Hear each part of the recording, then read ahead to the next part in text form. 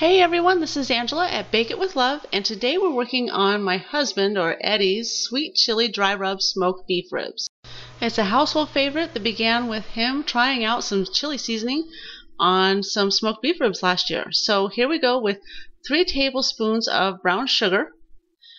We're going to have 2 teaspoons of onion powder, 1½ teaspoons of both smoked paprika and chili powder, 1 teaspoon of garlic powder and salt, 1/2 teaspoon each of ground black pepper, ground mustard, and cumin.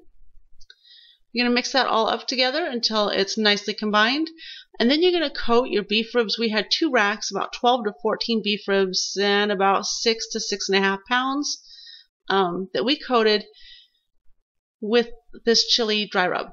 So, and then we're going to coat them, and we're going to refrigerate them. We actually refrigerated them overnight, which, you know, of course, the flavor is better that way. So here's the age-old debate of whether or not it's truly a dry rub if you add olive oil. And he's going to rub that olive oil into the meat so that he gets a nice even coating with the dry rub. And then he's going to flip this rack over and curse the butcher for that big saw mark. But coat the meat entirely. If you don't want to use olive oil, then don't. That's totally going to work out too. Now, once you've got your ribs coated in the olive oil or not, you're going to do the same thing with really working the dry rub into the ribs, all the nooks and crannies. Then we wrapped ours with cling wrap and refrigerated them, like I said, overnight. You can skip that step and go directly to smoking them, in which case you would place them directly on the smoker racks and smoke them for 3 hours at 225 degrees. Okay, so back to where my husband's at here in the ribs. He is about to coat them with the dry rub, and you're going to work that in really evenly, as much as possible, over the ribs, all sides, all edges, basically every nook and cranny, and then wrap them in cling wrap. And we're going to refrigerate these.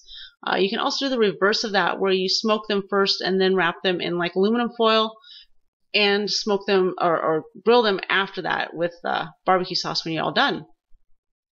So you can do this in a lot of different ways, but the way that we did it was to do this.